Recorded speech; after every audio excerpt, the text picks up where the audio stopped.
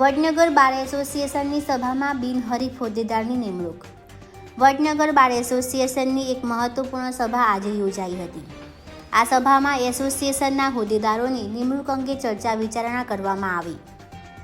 સર્વસંમતિથી નિર્ણય લેવાયો કે આ વખતે બાર એસોસિએશનની નિયમિત ચૂંટણી ન યોજી બિનહરીફ રીતે હોદ્દેદારોની નિમણૂક કરવામાં આવી.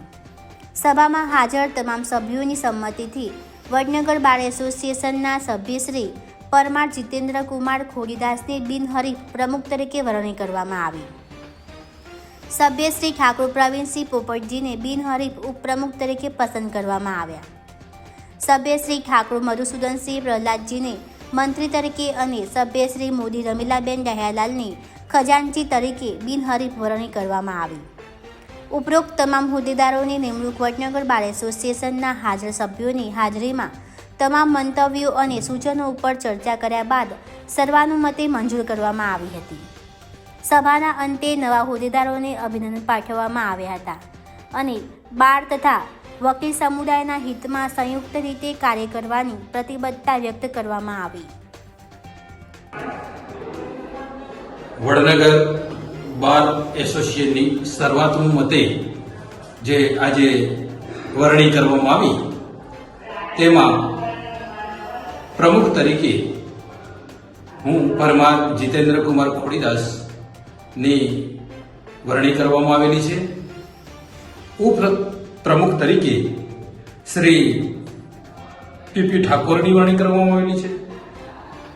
મંત્રી તરીકે MP ઠાકોરની વરણી કરવામાં આવી છે અને ખજાનચી તરીકે બેનસી RD મોદીની નિમણૂક કરવામાં આવેલી છે. તમામ હોદ્દેદારોને બિનહરીફ જાહેર કરવામાં આવે છે એ બદલ ગૌરવની. આજે સમગ્ર ગુજરાતના બાર એસોસિએશનમાં પ્રમુખ, મંત્રી, ઉપપ્રમુખ, ખજાનચીની નિમણૂક કરવામાં આવેલી છે અને મુકામ વડનગર, તાલુકો વડનગર, જિલ્લો મહેસાણા ખાતે પ્રમુખ તરીકે હું પરમાર જીતેન્દ્રકુમાર ખોડીદાસની નિમણૂક કરવામાં આવેલી છે. આ પ્રસંગે મને સમગ્ર વડનગર બારે બિનહરીફ જાહેર કર્યો છે. હું મારા વડનગર બારને મારા પરિવાર તરીકે માનું છું અને માનતો આવ્યો છું અને માનતો રહીશ.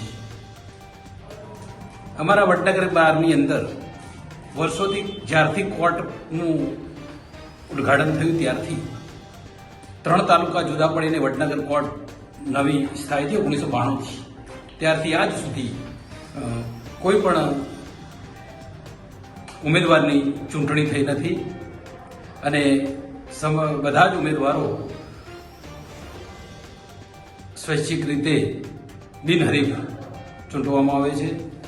આજે હું મારા બારનો અનહદ આનંદ સાથે ગૌરવ અનુભવું છું કે મને વડનગર બારના તમામ મિત્રો હાજર રહી અને મોટી સંખ્યામાં ઉપસ્થિત રહી અને મેં ઉમેદવારી કરેલી, અન્ય મિત્રોએ ઉમેદવારી કરેલી હતી, છતાં પણ મને બહુમતીથી મને બધા સમર્થન આપી અને મને બિનહરીફ જાહેર કર્યો.